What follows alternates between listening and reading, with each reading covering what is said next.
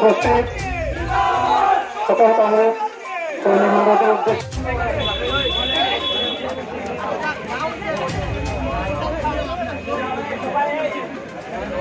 বিক্রম কিশোর একটা সুন্দর একটা পাইছিল।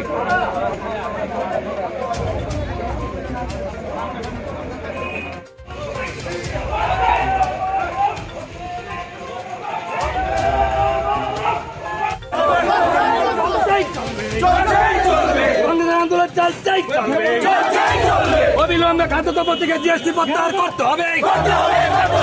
জীবনদায়ী ওষুধের থেকে জিএসটি প্রত্যাহার করতে হবে। জীবনদায়ী ওষুধের থেকে জিএসটি প্রত্যাহার করতে হবে। দাম হ্রাস করতে হবে। দাম হ্রাস করতে হবে। কেরোসিনের মূল্য হ্রাস করতে হবে।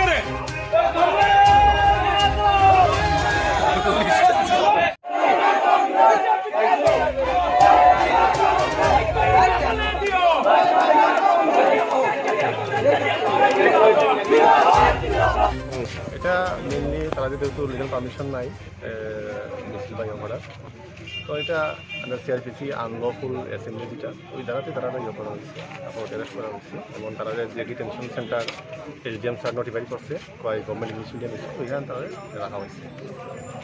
আচ্ছা, আপনার কাছে কি মনে হয় না এরকম যে একটা স্কুল চলাকালীন অবস্থায় অস্থায়ী জেলের ব্যবস্থা করছে এসডিএম, এটা কতটুকু মানে গ্রহণযোগ্য বলে আপনি মনে করেন? না, এটা তো অ্যাকচুয়ালি স্কুল কর্তৃপক্ষ যিনি আছেন ওনার সঙ্গে কথা কইয়েই ওনার কনসেপ্ট নিয়ে করা হয়েছে।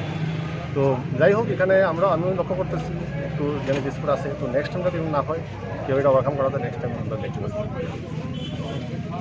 আমার লগে কোনো পরামর্শ হয়েছে না, কোনো কথা হয়েছে না। অর্ডার পাওয়ার পরে আমি এসডিএম স্যারের সাথে কথা বলছি, হ্যাঁ, আমি বলছি কী করা। এসডিএম স্যার কইছে তারা ঘণ্টাখানেক থাকবো, ঘণ্টাখানেক পরে তারা যাইব গা, স্কুলের কোনো হ্যাম্পার হইতো না, স্কুল যাতে না সারি। হ্যাঁ, তাদের সাথে আমার কথা হয়েছে এবং ডিউ স্যাররে আমি ফোন করছিলাম। ডিউ স্যার হয়তো বা মিটিংয়ে আসেন, আজকে আমরা ডিস্ট্রিক্ট মিটিং আছে, স্যারের সাথে কথা হচ্ছে না। ফোন করছি আমি। স্কুলে কি পরীক্ষা